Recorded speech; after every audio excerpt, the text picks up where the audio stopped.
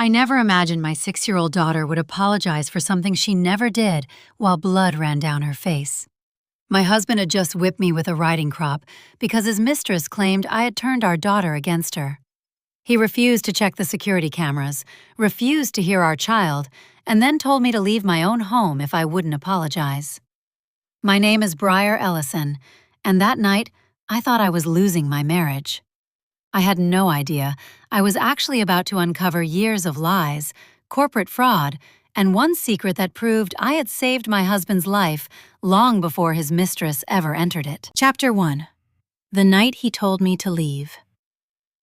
By the time Graham finally came home, I had already relit the birthday candles twice. The first time, the wind had blown them out before Maisie could see the cake. The second time, one of the boys from her class had leaned too close and sneezed across the frosting, so I carried the whole thing back into the kitchen and replaced the top layer, while 12 6-year-olds chased balloons through our backyard in Rye. Everyone told me I had a gift for making things look effortless. They never saw the allergy list taped inside the pantry door, the extra cupcakes I ordered for a child who could not have dairy, or the 3 grocery runs I made because Graham invited 2 investors without asking me. They saw pink lights strung along the patio, horse-shaped cookies neatly labeled gift bags, and a smiling mother who somehow knew when every child needed a sweater. They called it natural. No one called it work. Maisie found me tying the last ribbon around a paper bag. "Mommy, Daddy is still coming, right?" I checked the time. He was 53 minutes late. "He promised," I said. That answer seemed to satisfy her, because at 6, promises were still things adults were supposed to keep. Graham arrived 7 minutes later, but he was not alone. Celeste Rowan stepped through the French doors beside him as if she had entered our house 100 times. She wore a cream-colored designer dress Graham had once described as a professional thank you gift after she secured a partnership for Vale Meridian Group. She carried a silver box for Maisie and bent down to hug her before I could reach them. "Happy birthday, sweetheart." Maisie accepted the gift politely, then looked at me. Graham kissed my cheek without really touching it. Meeting ran late. I looked at Celeste. "So she came from the meeting too?" Celeste smiled with her eyes lowered. "I hope it is all right. Graham said the children would already be outside." Then she walked directly toward the powder room without asking where it was. I noticed. I had been noticing things for months. During the family photos, Celeste moved beside Graham and said the company needed one picture for the Vale Meridian team page. The photographer hesitated, waiting for someone to correct her. Graham did not. Celeste stood close enough that her shoulder touched his arm. I ended up near the edge of the frame, with Maisie between us, staring from me to her father, as though she was trying to understand where each woman belonged. I could have said something. Instead, I smiled, because it was my daughter's birthday, and I had become very good at swallowing one humiliation to prevent a larger one. 20 minutes later, Celeste disappeared from the backyard. When she returned, the back of her dress had been sliced open in several places. The music stopped before anyone turned it off. Celeste pressed one hand over the damage and covered her mouth with the other. Her eyes filled instantly. "I did not want to ruin Maisie's day," she said. I almost left without saying anything. Graham crossed the patio to her. "Who did this?" Celeste shook her head. "I saw Maisie holding scissors earlier. I am sure she did not understand.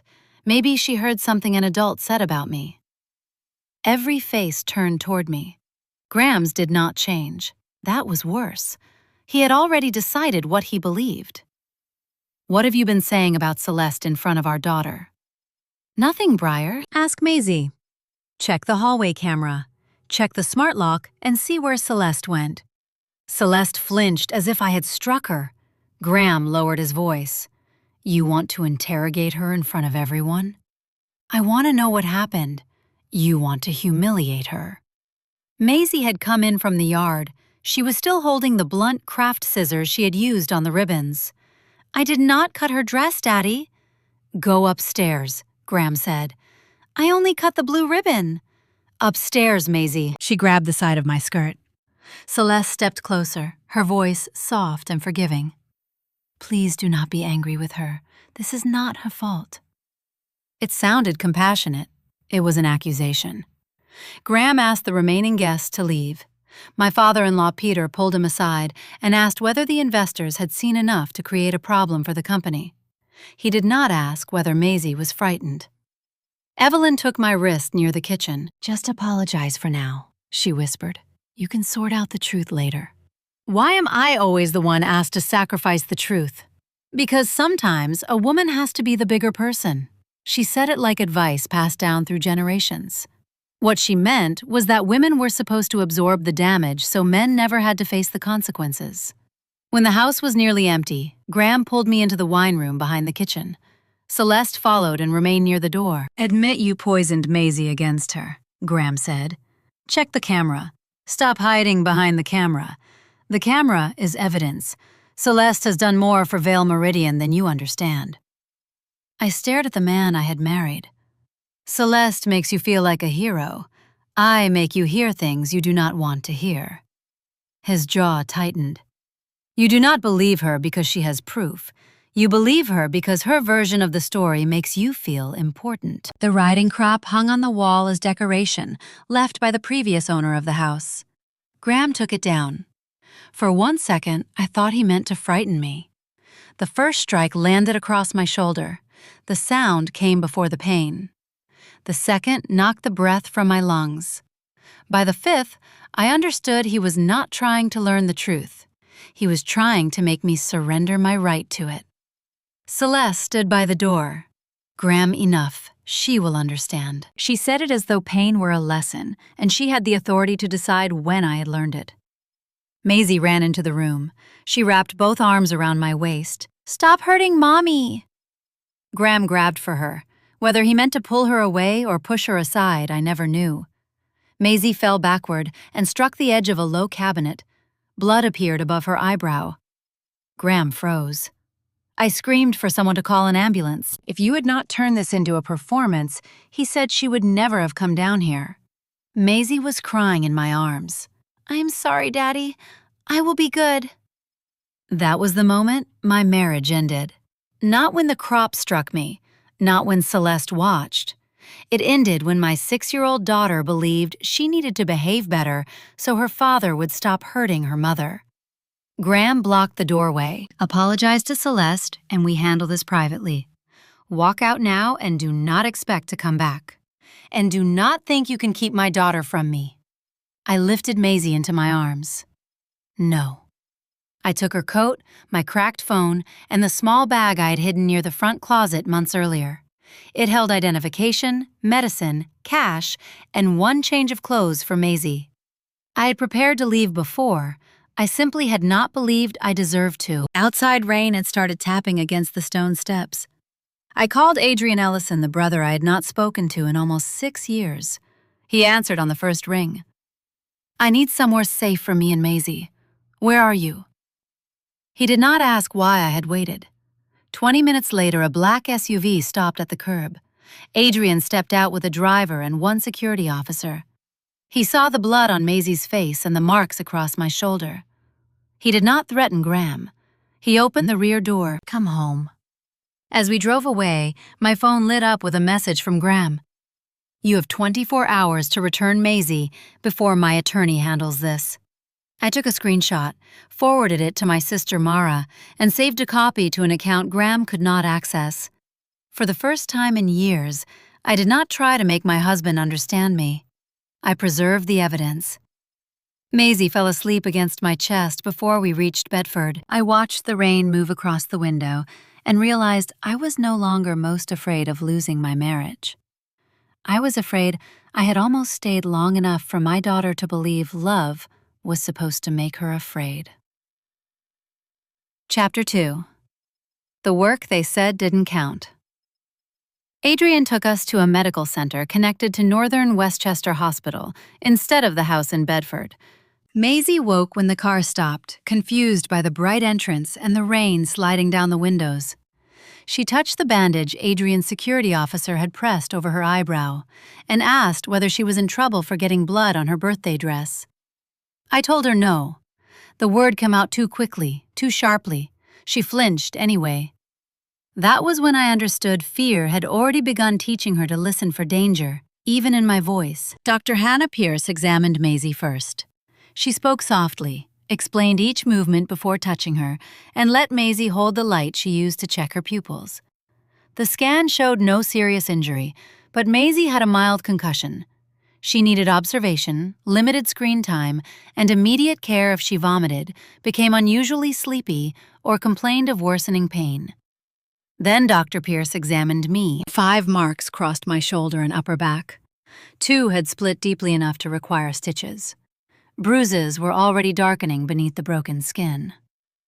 Dr. Pierce did not ask why I had stayed with Graham. She did not ask what I had done to make him angry.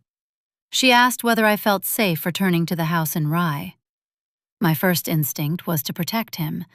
Graham had never used a weapon before. He had been under pressure from the IPO. Celeste had manipulated the situation. He had not meant for Maisie to hit the cabinet. The explanations formed automatically, polished by years of practice. I had barely opened my mouth when Maisie spoke from the next bed. "I will be good now. Daddy will not hurt Mommy again." Dr. Pierce looked at me. I heard myself say, I was not safe. Once I said it aloud, the room changed. The torn blouse was placed in an evidence bag. A nurse photographed each injury with a measurement scale beside it. Dr. Pierce documented the location and depth of every wound and recorded my account in the medical chart. She offered a local anesthetic before stitching me. For a moment, I wanted to refuse. Some part of me believed pain was proof. If I endured it without crying, then perhaps Graham had not truly defeated me. Then Maisie reached for my hand. I accepted the anesthetic. Strength was not suffering quietly. Strength was staying healthy enough to protect my daughter. Because Maisie had been injured during an incident of domestic violence, the hospital made the required reports.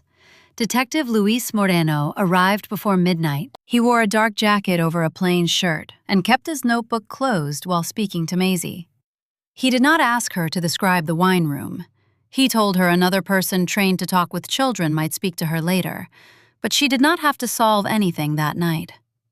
Then he sat across from me. He asked me to preserve Graham's messages, the damaged clothes, photographs, guest names, camera records, smart lock data, and anything connected to Graham's threat about custody. He said the district attorney would determine any charges after reviewing the evidence. Possible assault was obvious. Other issues, including unlawful imprisonment or endangering the welfare of a child, would depend on the facts. For once, no one was asking me to make Graham's behavior sound smaller. Mara arrived shortly after 1 in the morning. I had not seen my sister in almost 6 years. She looked older than I remembered, and more tired around the eyes, but her voice was steady. "Where do you want to be safe tonight, Bedford? Who should receive communication from Graham? You. What matters most during the next 24 hours? I looked at Maisie, keeping her safe. I waited for Mara to say she had warned me. She never did. She explained that Graham could not decide custody by sending a threat. A divorce proposal could not erase my parental rights. A judge would consider Maisie's safety and best interests. Mara would request a temporary order of protection and emergency temporary custody. The words sounded frightening, but they also sounded like doors Graham could not close by himself. By morning, his attorney had already sent papers. Daniel Mercer's proposal required me to stay away from the Rye house unless I gave notice, avoid certain joint accounts, and return Maisie so she could remain in a stable environment. The document described the night as a marital disagreement that escalated after I became emotional. It did not mention the riding crop. It did not mention Maisie's blood. Mara sent Daniel the police report number, treatment confirmation, and notice of the protection request. He called less than 20 minutes later. "Graham told me Briar left after an argument," Daniel said. "Then your client did not tell you the truth," Mara replied. His next set of papers arrived without the demand that I immediately return Maisie. Adrian wanted to call every investor he knew. He paced the Bedford living room, saying Graham should understand by sunrise what it felt like to lose control. I stopped him. I called you because I needed somewhere safe. I did not call so I could leave one man who made decisions for me and enter a family that did the same thing. Adrian looked as if I had slapped him. Then his shoulders lowered. What do you need?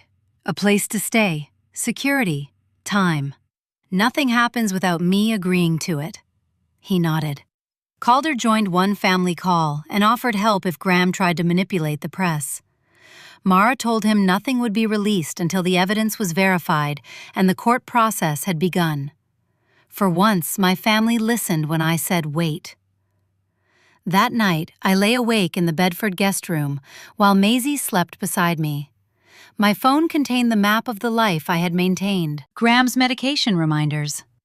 Maisie's school schedule. Doctor appointments. Birthday lists. Holiday gifts for his relatives. A seating plan for a business dinner he had called Effortless. Then I found an email from March 2024. Tessa Monroe had invited me to return to North Harbor Partners. Graham had never directly told me no. He had only asked who would pick up Maisie, who would organize partner dinners, and why I wanted to disrupt the family when Vale Meridian needed stability. He said he supported my career as long as nothing at home suffered. I declined the offer myself. Then I thanked him for helping me recognize my priorities. The following afternoon, Dr. Elena Brooks met with Maisie. Maisie did not say Graham was bad. She said Daddy only became angry when people did something wrong.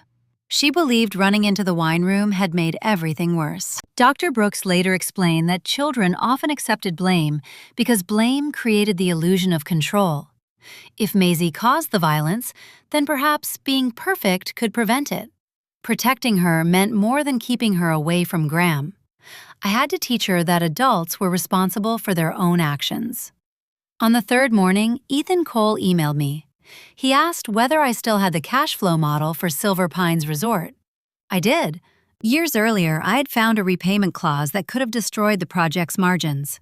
I rebuilt the model and helped save a $24 million contract. Graham presented the solution to the board as his own. I had told myself credit did not matter because we were married. Then, Ethan forwarded another email from April 2025. I had warned Graham that Rowan Advisory was receiving payments without clear work reports. His response sat beneath mine. Celeste does more for this company than you understand. Do not make this personal. He had not missed the warning. He had read it and decided my judgment was jealousy. That afternoon, a local process server delivered the temporary protection order to Graham at Vale Meridian's office. After service, he was barred from contacting me directly or approaching our location. Communication about Maisie had to go through our attorneys. Evelyn called that evening. She said a public legal fight could force Maisie to grow up surrounded by conflict. I asked what would happen if Maisie grew up believing a mother had to stay silent so a father would not become angry. Evelyn said nothing. After the call, I reopened Graham's email about Rowan Advisory. For years, I had wondered why I could never explain myself clearly enough. Now, I understood. Graham had never lacked information. He had lacked the desire to believe me. The better question was not why my husband trusted another woman. It was why he needed his wife to be wrong in order to keep doing it. Chapter 3. The Lie He Needed to Believe. Marissa Grant called me the next morning before I had finished making Maisie breakfast. Her voice was low, as if she had stepped into an empty conference room to avoid being overheard. People are scared, Briar.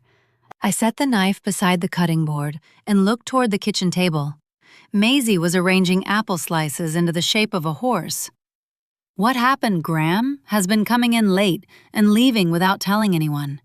Yesterday, he ordered the IPO team to revise several internal summaries. This morning, someone from his office asked IT whether old messages involving Celeste could be removed from the archive. Did they delete anything? Not yet. Ethan stopped them. Marissa paused. Vendors are asking whether invoices will be paid. Employees have started checking their retirement accounts. I am not asking you to destroy Graham. I need to know whether you kept anything showing how these decisions were actually made.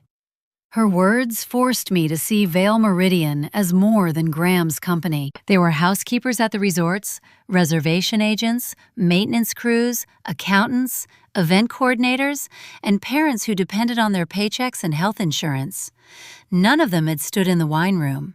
None of them had handed Graham the riding crop. I kept records, I said. Then please make sure the right people see them. Ronan Pike, the independent chairman of Vale Meridian's board, retained Lydia Hart within 48 hours. Lydia represented the board, not Graham and not me. I appreciated that immediately. She explained the situation during a secure video call with Ethan and me. Vale Meridian is still privately held, she said. There are no publicly traded shares to collapse. The risk is the IPO process itself. If material related party transactions were omitted, the underwriter may suspend its review. She pulled up the financing calendar. The company also has an $85 million bridge loan due in February. A delayed offering does not automatically destroy Vale Meridian, but it creates pressure. Adrian sat across the room listening with his arms folded. So we send the evidence to every investor and let them pull out. No, I said. He looked at me. Graham deserves to lose control of the company. He does. The woman answering reservation calls in Arizona does not deserve to lose her insurance because of him. Adrian leaned back. What do you suggest? We preserve the records, restrict his spending authority, notify the underwriter through counsel, and keep the company operating while the board investigates. Lydia nodded once. That is also my recommendation. It was the first time since leaving Rye that I understood revenge could become another form of carelessness. Graham had treated other people as collateral damage. I did not want to defeat him by doing the same thing. Ethan gave us access to the files connected to Rowan Advisory, LLC. The company was registered to Oliver Rowan Celeste's cousin. Over 26 months, Vale Meridian had paid it nearly $1.85 million. The descriptions sounded legitimate until we compared them. Partnership consulting, event strategy, market research, property reservation fees. Some invoices carried identical dates. Others had no final report, no attendance records, and no evidence that anyone had completed the work. Several payments moved from Rowan Advisory into accounts connected to Celeste. I marked each irregularity and left the legal conclusions to Lydia. I cannot call this fraud yet, she said, but there is enough to require an internal investigation. She issued a preservation request covering company email, invoices, expense records, phones, and security data. Detective Moreno forwarded the possible destruction of evidence to the appropriate unit. Financial investigators began preparing subpoenas for Rowan Advisory and the related accounts. Graham could no longer erase questions simply because he disliked them. Maisie still had clothes at the house in Rye, but the protection order meant I could not simply return and collect them alone. On the following Saturday, I took her to a store in White Plains. She stopped in front of a dark blue velvet dress. It looks soft, I said. Maisie reached toward the sleeve, then pulled her hand back. What if somebody gets mad? The question tightened something inside me. No one is going to be angry because you like a dress. Before she could answer, I heard Celeste behind us.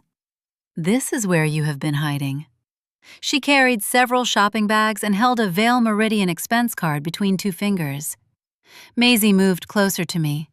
Celeste looked down at her. Your mother is making things very difficult for your father. He may lose his company because she refuses to be reasonable. Maisie's face changed. Is it because of me? I stepped between them. Do not speak to my child about an adult dispute. Celeste lifted her eyebrows. You are using your family's money to take Graham's daughter and his company at the same time. I asked you to stop. You always thought you were better than us. I turned to the sales associate. Please call your manager. This woman is harassing my daughter. Celeste laughed and placed several items on the counter. Ring these up first. The cashier swiped the card. The transaction was declined. Celeste frowned. Try it again. The same message appeared. She looked at me. You did this. I did not freeze your card. You are humiliating me. Your records did that. The manager arrived and asked Celeste to leave after the cashier explained what had happened. Celeste protested until a security officer approached, then gathered her bags and walked out without looking back. I turned to Maisie. Do you still want to try the blue dress? She shook her head and chose a soft cream sweater instead. I did not ask her to be brave. I did not tell her the dress could not hurt her. I let safety be enough for that day. 2 days later, Mara called. Nora Bennett wants to speak with us. Nora had worked in the Vale House for 12 years. She sat across from us in Mara's office, gripping her purse with both hands. I saw Miss Rowan enter the storage room during the party, she said. The dress was hanging in there before she went inside. Why did you not tell anyone that night? Mara asked gently. Nora looked down. Mr. Vale pays for the health plan that covers my husband's treatment. After Mrs. Vale left, he told the technology contractor to remove private family footage. I thought if I spoke, I would lose everything. I understood more than I wanted to. You kept something I said? Nora nodded. The delivery system makes an automatic copy. I saved it before they changed the archive. I am not angry with you. Her eyes filled. I should have spoken sooner. I knew the truth in my own marriage for years, and still convinced myself I did not have the right to say it. I understand.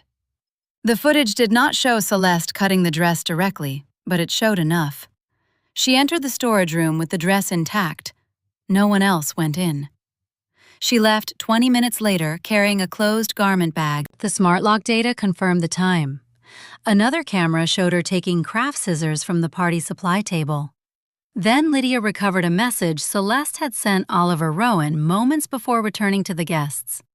Tonight he finally has to choose. Mara sent the evidence to Detective Moreno. Lydia added it to the board investigation. Calder called that evening. If this becomes public now, Graham cannot bury it. No.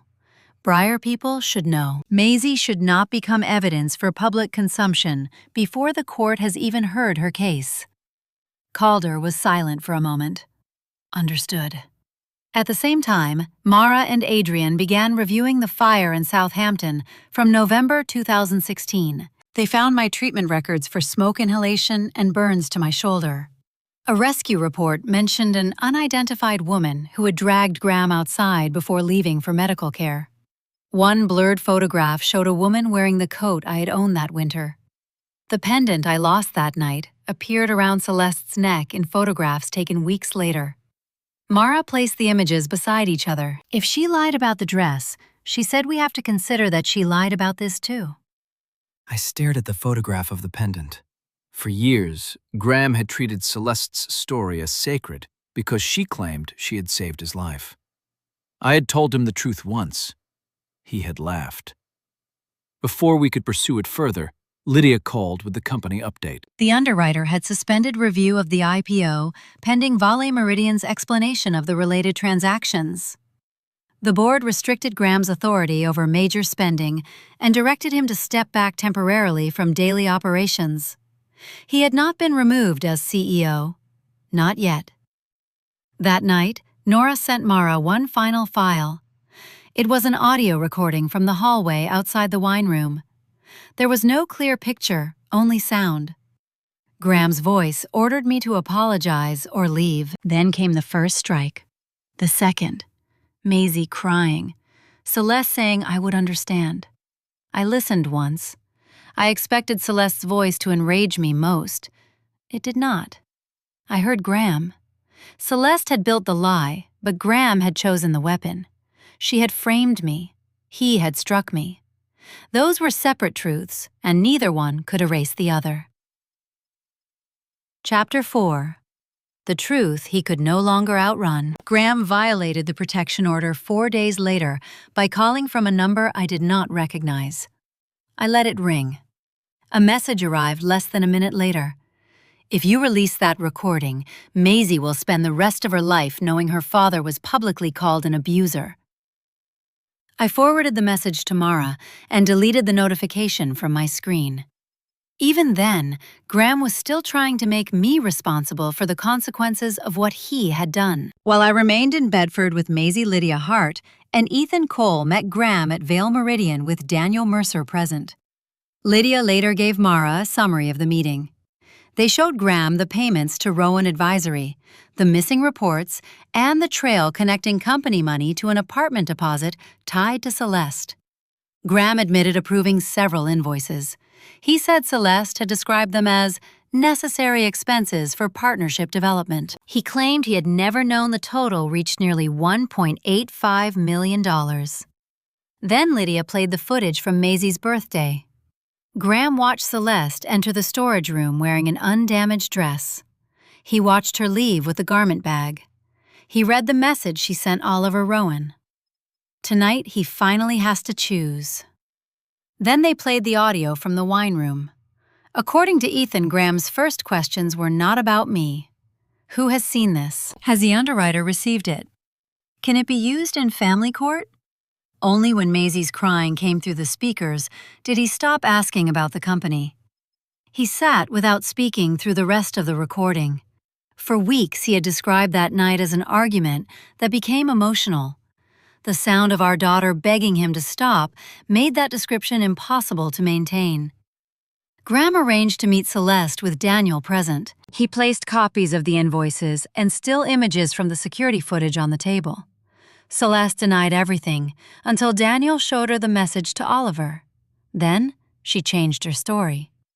She said she had not wanted to hurt Maisie. She had only wanted Graham to see what Briar had always been, a woman who looked down on him. A wife who thought she was smarter than everyone else, someone who made him feel judged inside his own home. Graham asked why she had destroyed the dress. Celeste leaned back and gave him the first honest answer she had probably offered in years. You did not believe me because I was good at lying. You believed me because you liked the version where you were saving me. The words reached me later through Mara, but I could imagine the silence that followed. Celeste had understood Graham's weakness long before I did. He wanted to be needed more than he wanted to be known. With Celeste, every problem made him the hero. With me, every problem required him to accept that he might be wrong. When Graham confronted her about Rowan Advisory, Celeste reminded him that his signature appeared on the approvals. She said he had wanted the payments kept away from her name because direct gifts would look inappropriate during the IPO process. She had only used the system he gave her. That did not make her innocent. It made Graham responsible in a different way. He had not known everything she was taking, but he had built the shadows she used to hide it.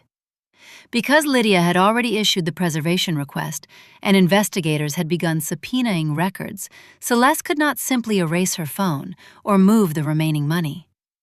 Oliver Rowan started cooperating after financial investigators contacted him. Celeste was taken in for questioning, and her devices and business records were preserved. There were no dramatic handcuffs outside a nightclub or cameras waiting at the curb.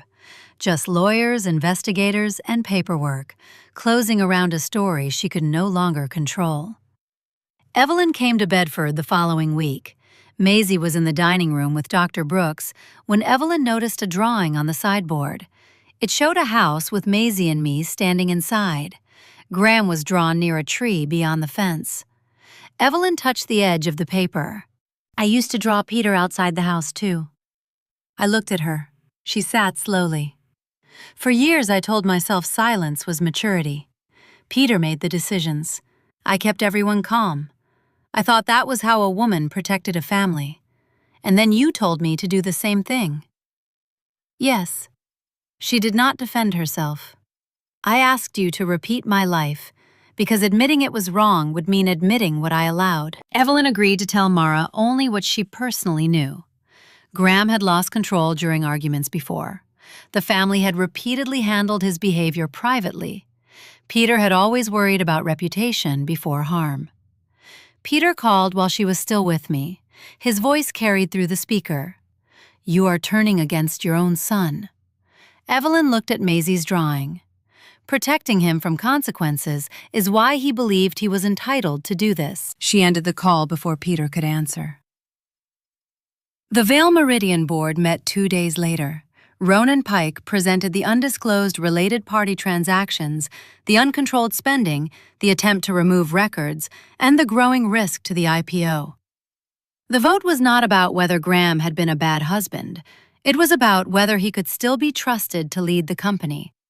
The board suspended him indefinitely. Marissa Grant assumed control of daily operations with an interim chief executive. Ethan and Lydia began correcting the financial disclosures and negotiating with the underwriter and the bank. Vale Meridian did not collapse. Employees still received their paychecks. Graham lost the position he had used to convince himself that consequences belonged to other people. After the court records and corporate findings had been verified, Calder connected an independent investigative reporter with the public documents. The article did not name Maisie or use her image.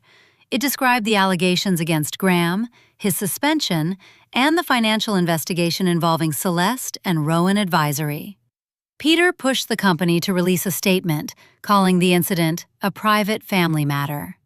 The response was immediate and hostile. Marissa replaced it with a statement confirming cooperation with investigators and rejecting violence without sacrificing employee stability. Daniel finally advised Graham to stop denying what could already be proven. Graham requested a meeting with me at Mara's office.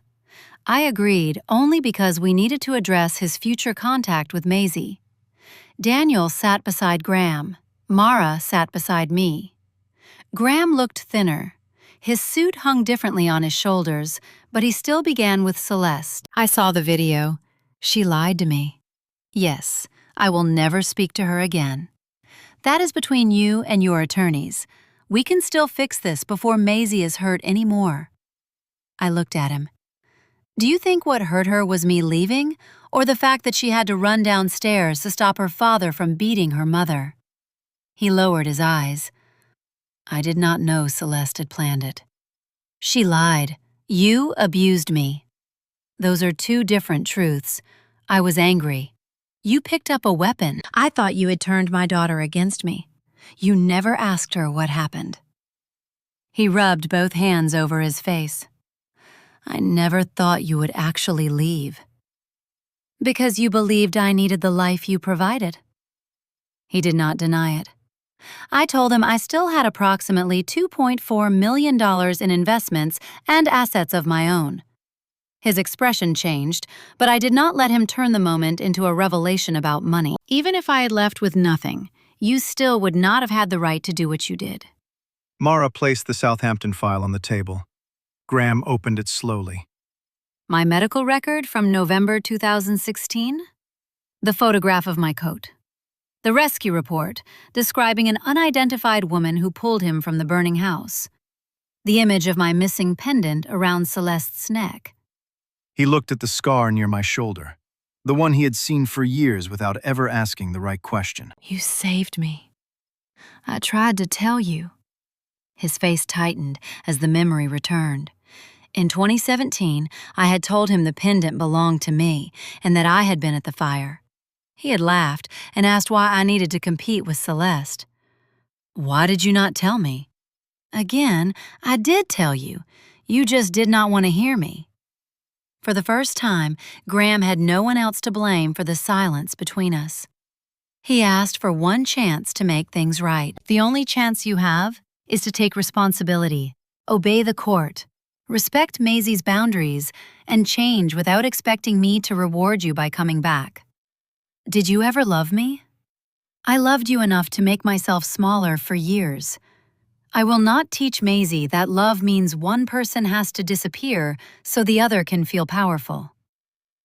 Through the glass wall of Mara's office, Graham could see Maisie sitting in the waiting area with Dr. Brooks. He stood instinctively. Daniel stopped him. The protection order did not allow him to walk out and claim access simply because he was her father. Graham sat down again. For the first time, he understood that being Maisie's father did not give him the right to enter her life whenever he wanted. I left the office before he did. Briar! He called my name from behind me. I kept walking. Not because I needed him to suffer, because I no longer needed his face to confirm that leaving had been the right decision. Chapter 5. The Life I Stopped Asking Permission to Live. 2 months after Maisie's birthday, I sat beside Mara in Westchester County Family Court and listened to strangers describe the worst night of my life in calm professional language. The photographs of my back were entered into evidence. So was Maisie's concussion diagnosis Graham's message threatening to take her from me? The security footage, the smart lock records, Nora's statement, Detective Moreno's report, and the recording from outside the wine room. Maisie did not have to sit in the courtroom. Dr. Brooks had already provided an age-appropriate assessment, and Judge Caroline Webb made it clear that a 6-year-old would not be required to carry the burden of proving what the adults around her had done. Graham sat across the aisle with Daniel Mercer. He looked toward me once. I did not look back. Daniel did not deny that Graham had used the riding crop. He argued that it had been one isolated act during an extreme emotional crisis. He said Graham had begun counseling, had never intended for Maisie to be injured, and wanted to preserve a meaningful relationship with his daughter. Mara stood. She did not raise her voice. She reminded the court that Graham had not called for medical help after Maisie struck the cabinet. He had blamed me for her injury. He had threatened to use custody as punishment. He had described the violence as a marital disagreement and later contacted me from another number after the temporary order had been served. Counseling was important, Mara said, but beginning treatment after consequences arrived did not erase the conduct that made treatment necessary. Judge Webb continued the order of protection. I received primary temporary custody of Maisie. Graham could begin supervised visitation only after completing a formal evaluation, enrolling in a domestic violence intervention program, continuing counseling, and agreeing not to question Maisie about the court case or pressure her to defend him. The judge did not permanently remove him from her life. She placed Maisie's safety ahead of his desire for unrestricted access. When the ruling ended, I expected relief to feel like victory. It did not. It felt like finally putting down something heavy after carrying it so long that my body had forgotten how to stand without it. Graham was still Maisie's father. The fact that boundaries were necessary did not make that less painful.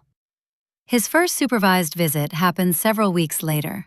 Maisie carried a drawing into the room, but did not run toward him. Graham started to explain what had happened. The supervisor stopped him before he could turn the visit into a defense of himself. He looked at Maisie and said the only thing she needed to hear. Daddy did something wrong. It was not your fault. Maisie nodded, but she did not move closer. One responsible sentence could not rebuild trust destroyed in one night and weakened over many years. Still, it was the first time Graham had spoken to her without asking someone else to carry part of his blame. Vale Meridian changed more slowly than the headlines suggested. The board officially removed Graham as chief executive. Marissa remained in a senior operating role under interim leadership, while Ethan and Lydia completed the internal review. The IPO planned for late 2025 was postponed. The company negotiated an extension on the $85 million bridge loan in exchange for stricter oversight, new financial controls, and leadership changes. Because Graham had personally guaranteed part of the financing, he had to sell several assets. He lost the position influence and public image he had protected more fiercely than his family. Most employees kept their jobs. That mattered to me. I did not want the woman working the front desk at a resort to lose her health insurance so I could experience a larger revenge. Graham's consequences belonged to Graham. Celeste's consequences came through evidence rather than violence. Financial investigators traced money through Rowan Advisory. Oliver Rowan cooperated and turned over records showing how invoices had been created and how funds moved into accounts connected to Celeste. Prosecutors pursued charges that included wire fraud and falsifying business records. Additional conspiracy allegations depended on what the remaining evidence could prove. The Southampton fire was reopened for review after investigators found old messages referring to a small incident that was supposed to make Graham see Celeste differently. The final decision about charges belonged to the district attorney. Celeste was no longer able to control the story by crying first. She lost the identity she had stolen the money hidden behind false invoices, and the place beside Graham that she had built by making herself appear helpless.